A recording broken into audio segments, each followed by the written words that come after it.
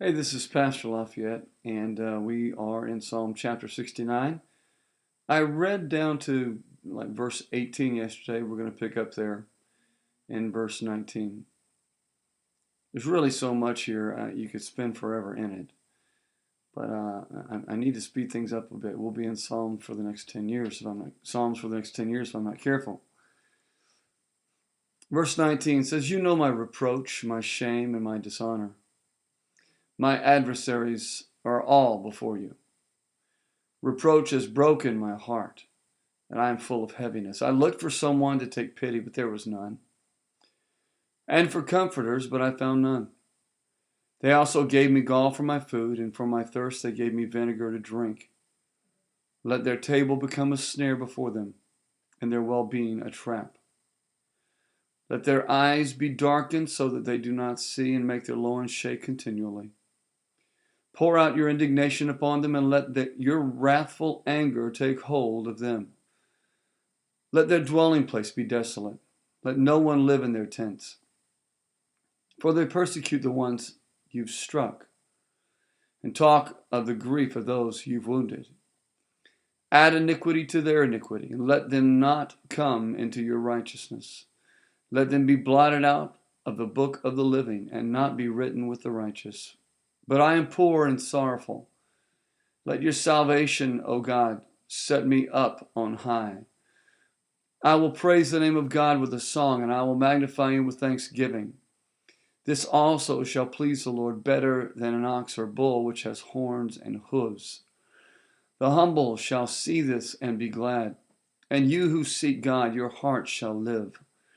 For the Lord hears the poor and does not despise the prisoners.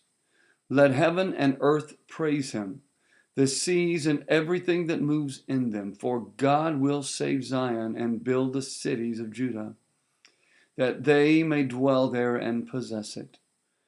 Also the descendants of his servants shall inherit it, and those who love his name shall dwell in it." These Psalms, and they just become more and more full. But let me get down to a part. It talks about shame, dishonor. My adversaries are all before you. Verse 19. You need to know this, that God has seen everyone who's attacking you. Anyone who's speaking against you, working against you, he knows them all. They're not hidden. It's not a secret to him. He understands. He understands when things have broken your heart. He understands this. In verse 21, it's very interesting because this is actually a reference to Jesus on the cross. They gave me gall for my food, and for my thirst they gave me vinegar to drink. And that's exactly what they did when Jesus was on the cross. David wrote things as a prophetic psalmist.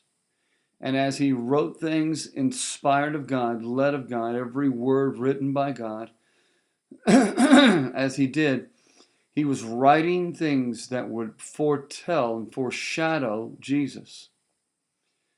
Jesus said things that David said. Things happened that David foretold. That's why David was considered a prophet. Not simply someone who wrote songs, but a prophet, not just a psalmist. David goes into here saying, Lord, listen, they're continually doing all these things. Don't forgive them. And that, people say that's a hard stance to take. We don't want to see them go. We don't want to see them perish. We don't want to see this happen. People reach a point. Whether we realize it or not, we have to realize it with in Egypt with Pharaoh. Pharaoh reached a point where God could not deal with him. And all that was left for Pharaoh was judgment. People play and toy with God all day long, thinking that at any moment they can turn to God and it's all going to be okay. And I will tell you, I don't really believe that's actually true. I believe that unless God is drawing you, you can't turn to him. And in fact, he's not simply waiting hat in hand for you to make a decision. He deals with you, deals with you, deals with you, deals with you.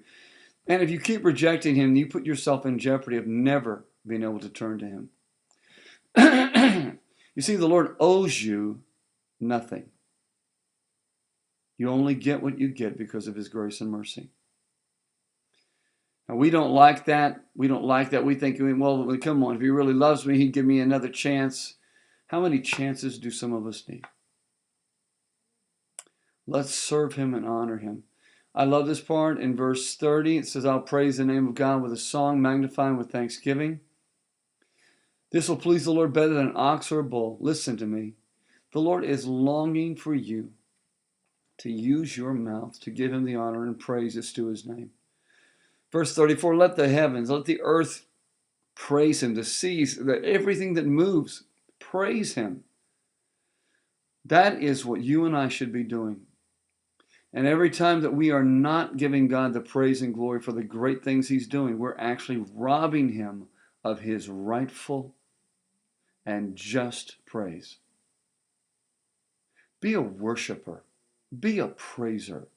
And give God the glory that's due his name today. He is worthy of honor and worthy of every ounce of your breath. So start giving it to him. God bless you today. Thanks for joining me. Talk to you tomorrow.